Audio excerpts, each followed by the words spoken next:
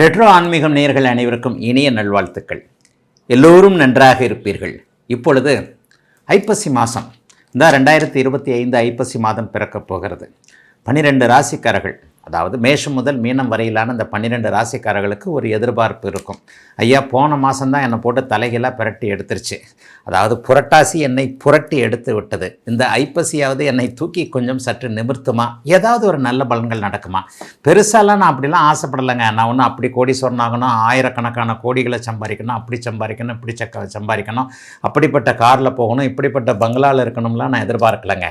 நான் எதிர்பார்ப்பதெல்லாம் ஒரு கௌரவமான, சந்தோஷமுள்ள, நிம்மதியான ஒரு கணவன், மனைவி, குழந்தைகள் அப்படின்னு ஒரு குடும்பம், ஓரளவிற்கு நல்ல விதமான அமைப்புகளை மட்டும்தான் நாங்கள் எதிர்பார்க்குறோம். பேராசையெல்லாம் படலைங்க. எப்படிப்பட்ட ஒரு எண்ணங்கள் உள்ள எங்களுக்காவது இது நல்லா இருக்குமான்ற ஒரு பெரிய எதிர்பார்ப்பு இப்போது நிறைய பேருக்கு இருக்கும். அதுவும் ரெட்ரோ ஆன்மீகம் சேனல் நேயர்கள் எல்லாருமே ஆன்மீகத்தில் ரொம்ப பெரிய ஈடுபாடு உள்ளவங்களாக வேறு இருப்பீங்க. அந்த கோயிலுக்கு போகலாமா, இந்த கோயிலுக்கு போகலாமான்ட்டு. உண்மையிலேயே ஜோதிடம் இந்த ஆன்மீகத்தை பற்றி சொல்வது என்ன? நீங்கள் எந்த கோவிலுக்கு போனாலும் இறையை வணங்கினால் மட்டுமே போதுமானது. எந்த ஒரு கோவிலாக இருந்தாலும் எல்லா இடத்துலையும் இருக்கிறது ஒரே மூலவன் தானே. அரண் என்று சொன்னால் என்ன, அரி என்று சொன்னால் என்ன, எல்லாம் ஒருவரே என்கின்ற தத்துவத்தை உள்ள நம்முடைய அதி உன்னத உலகின் மேலான இந்த இந்து மதத்தில் இறைவனை கும்பிட்டால் மட்டுமே அது நிறைவான ஒரு பரிகாரமாக இருக்கும். ஐப்பசி மாதத்தில் முக்கிய நிகழ்வுகள் என்னவாக இருக்கும்?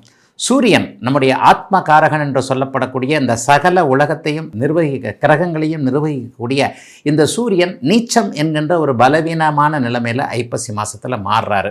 மாதம் மாறக்கூடிய கிரகம் இந்த சூரியன் தான். சூரியன் நீச்சமாவதும் இன்னொன்று ஒரு மிக முக்கியமான ஒன்று, அதிசாரம் என்கின்ற அமைப்பில் ஐப்பசி மாத ஆரம்பத்திலேயே முதல் வாரத்திலேயே குரு பகவான் உச்சமாகிறதும் இந்த இடத்துல ஒரு சிறப்பான நிகழ்வுகள். இதை வச்சு தான் ஐப்பசி மாதம் சாதகமற்ற பலன்கள் 12 ராசிக்காரர்களுக்கும் நடக்கும். இப்பொழுது மேஷம் முதல் மீனம் வரையிலான 12 ராசிக்காரர்களுக்கும் என்ன விதமான பலன்கள் நடக்கும் என்பதை தனித்தனியாக பார்க்கலாம். துலாம் ராசிக்காரர்களுக்கு இதுவரைக்கும் ராசியிலேயே இருந்து வந்த செவ்வாய் இப்போது 2ஆம் இடத்திற்கு வரப்போகிறார். இது ஒரு பெரிய நல்ல மாற்றம். தனாதிபதி 2ஆம் இடத்திற்கு வர்றது என்பது என்னென்ன பலன்களை கொடுக்கும்னா, காசு பணத்தை கொடுக்கும். காசு தானங்க வாழ்க்கை. எது எப்படி இருந்தாலும் பணம் இருந்தால் எதையும் சமாளிச்சிடலான்னு சொல்கிறாங்க இல்லையா? உண்மையை சொல்லப்போனால் காசை வச்சு அம்மான்ற ஒரு தெய்வத்தை மட்டும்தான் வாங்க முடியாது, மற்ற எல்லாரையும் வாங்கிடலான்றாங்க. உண்மை யோசித்து பார்த்தா அது உண்மை போலத்தான் தெரியுது. பெற்ற தாயை தவிர வேறு எவரையும் பணத்தால் வாங்கலாம் என்பது உண்மையான நிலைமைன்றது அப்படித்தான் தெரியுது. காசு பணம் வரக்கூடிய நல்ல மாதமாக இந்த மாதம் அமைஞ்சிருக்கு. 10ஆம் இடத்துல போய் குரு பகவான் உச்சத்தை வேற அடைகிறார். குரு பகவான் உச்சத்தை அடைந்து 2ஆம் இடத்தை பார்த்தாலே அப்படின்னா பேசி பிழைக்கக்கூடிய தொழில்களில் இருக்கக்கூடியவர்கள். உண்மையை சொல்லப்போனால் நாங்களும் பேசுகிற தொழிலில் தானே இருக்கிறோம். ஜோசியர்களுக்கெல்லாம் இந்த மாதம் நல்லாயிருக்கும். துளாராசிக்கார ஜோசியர்களுக்கெல்லாம், ஜோதிடர்களுக்கு நல்ல வருமானம் வரக்கூடிய தன்மை, புனிதமான ஆசிரிய பணியை செய்யக்கூடியவர்கள், அடுத்தவர்களை காப்பாற்றக்கூடிய உயரிய தொழிலான வழக்கறிஞர் துறையில் இருக்கக்கூடியவர்கள் எல்லாருக்குமே, மார்க்கெட்டிங் துறையில் இருக்கக்கூடியவங்க, வாய்ஸ்ன்னு சொல்லப்படக்கூடிய தொலைபேசியில் பேசுவதன் மூலமாக ஒரு நிலையில் பணம் சம்பாதிக்கக்கூடியவர்கள், டார்கெட் போன்ற துறைகள் இருக்கக்கூடிய எல்லாருக்குமே துளாராசிக்காரர்களுக்கு இந்த மாதம் நன்றாக இருக்கக்கூடிய யோக மாதம்.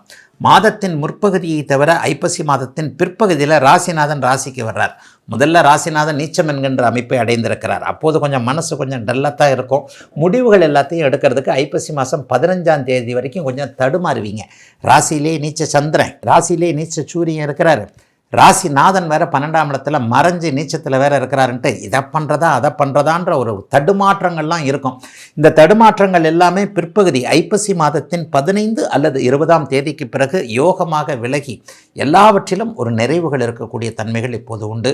கடன் நோய் எதிர்ப்புகள்லாம் பெருசு அளவில் இருக்காதுங்க. கடனுக்கு புதிய கடன் வாங்கி அந்த பழைய கடனை அடைக்கக்கூடிய தன்மை, சிலருக்கு கடன் வரக்கூடிய அமைப்புகள் உண்டு. 6ஆம் அதிபதி உச்சனாகி 6ஆம் இடத்தை பார்க்கறதுனால வளர்ச்சிக்கான கடன்கள் அமையக்கூடிய அமைப்பும் இப்போது துளாராசிக்காரர்களுக்கு உண்டுங்க. வளர்ச்சிக்கான கடன்னா என்ன? 1 லட்ச ரூபா கடன் வாங்குறேன், ஆனால் அதை ஒரு நல்ல தொழில் வச்சேன், 2 மாதத்தில் 2 லட்ச ரூபாய் அது ஆயிடுச்சு, கடனையும் அடைச்சிட்டேன், கையிலையும் 1 லட்ச ரூபா. இது வளர்ச்சிக்கான கடன்களாக இருக்கக்கூடியது. சிலருக்கு சுப கடன்கள் அமையும். வீடு வாங்கிறது, நிலம் வாங்கிறது, வீடு வாங்கிறதுக்கான அட்வான்ஸ் கொடுத்துட்டேன், பாதி பணத்தை கடனுக்கு தான் பிரட்டி இருக்கிறேன், நிலம் வாங்குகிறேன், அல்லது வண்டி வாகனம் போன்ற காரு பைக்கு ஏதாவது புதுசாக வாங்கிறது என்பது போன்ற அமைப்புகளும் இப்போது உண்டு. துளாராசிக்காரர்களுக்கு பெரிய சோதனைகள் இருக்காது. அதே நேரத்தில் மாதத்தின் முற்பகுதியில் 15 நாட்கள் டல்லாக தான் இருக்கும். பிற்பகுதி அப்படியே 15-20 நாட்கள் ராசிநாதன் ராசியிலேயே ஆட்சி பெற்றிருக்கின்ற ஒரு அமைப்பு என்பது ஒரு வகையில் நல்ல நிம்மதியான அமைப்பை கொடுக்கக்கூடியது. வெளிநாடு வெளிமாநிலத்தில் இருக்கக்கூடியவர்களுக்கு நல்லவைகள் நடக்கும். சிலருக்கு வெளிநாடு வெளிமாநிலம் போகக்கூடிய வாய்ப்புகளும் கிடைக்கக்கூடிய சுபமான நல்ல மாதங்க ஐப்பசி மாதம். விருச்சிக ராசிக்காரர்களுக்கு ஜீவனாதிபதியாகிய சூரியன் 12ஆம் இடத்துல நீச்சம் அடைகிறார். ஆனால் அதை அப்படியே ரெக்கவர் பண்ணுற விதமாக உச்சகுரு இப்போது ராசியை பார்ப்பது என்பது ஐப்பசி மாதம் நிறைவான நல்ல மாற்றங்களை கொடுக்கக்கூடியதாக இருக்கும். வேலையில் மட்டும் கொஞ்சம் சங்கடங்கள் இருக்கும், வேலையில் சங்கடம் இருக்கும்.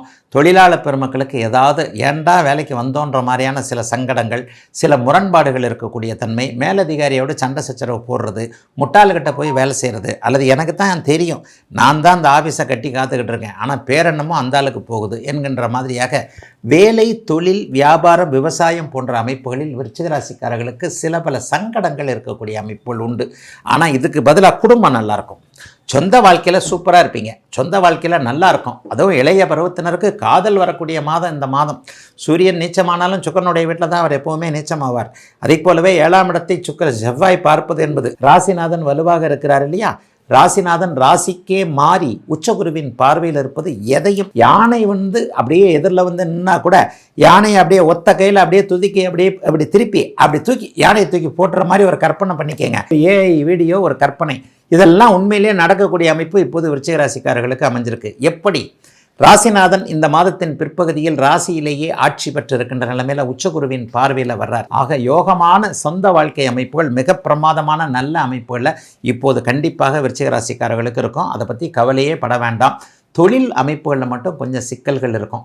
ஏதாவது ஒன்றில் லாபங்கள் குறைவாக வர்றது, அல்லது நீங்களே ஏதாவது விரயம் பண்ணிடுறது, தேவையில்லாமல் காசை தூக்கி யார்ட்டையாவது கொடுத்துட்றது, ₹1 ஒரு பொருளை ₹10 போய் வாங்கிறது. குறிப்பாக அந்த நெட்டில் வர்ற விளம்பரம்லாம் நம்பாதீங்க. சோஷியல் மீடியாவில் அவர் பண்ணார், அல்லது பேசிக்கிட்டே இருந்தேன், திடீர்னு ஒரு கால் வந்தது, இந்த லிங்க்கை அழுத்துங்க உங்களுக்கு 10,000 கிடைக்கும்னு சொல்லி அழுத்து பார்த்தா என்கிட்ட இருக்கிற 10,000 போச்சு. இந்த மாதிரியான சைபர் கிரைம், ஸ்பேம் போன்ற அமைப்புகள்லாம் அந்த விருச்சிகராசிக்காரர்களுக்கு ஏதாவது ஒன்று வரும். அதை தவிர்த்து அந்த மாதிரியான ஏமாற்றங்களில் கொஞ்சம் நிதானமாக உஷாராக இருக்க வேண்டியது அவசியமான ஒரு மாதமாக இந்த மாதம் அமைஞ்சிருக்கு. அதை தவிர்த்து நிச்சயமாக அதிர்ஷ்டங்கள் செயல்படக்கூடிய அமைப்புகள். ஒரு பக்கம் அதிர்ஷ்டம் வந்தாலும் இன்னொரு பக்கம் ஏமாற்றம் இருக்குன்றதை மைண்டில் நல்லா பதிஞ்சு வச்சுக்கோங்க. ஆனாலும் பெரிய அளவில் சோகங்கள், கண்டிப்பாக இழப்புகள் போன்றவைகள் நிச்சயமாக இருக்காது. உச்சகுரு ராசியை பார்க்கின்ற காரணத்தினால் மனசு ரொம்ப தெளிவாக இருக்கும். மனசு எதிர்கால அமைப்புகளில் இதை பண்ணணும் அதை பண்ணணும் அப்படின்ற மாதிரியான ஒரு அமைப்பில் தெளிவாக இருக்கும். யார் நண்பர், யார் நல்லவர், யார் கெட்டவர் என்பதில் சில உறுதிகள் கிடைக்கக்கூடிய தன்மைகள் இப்போது உண்டு.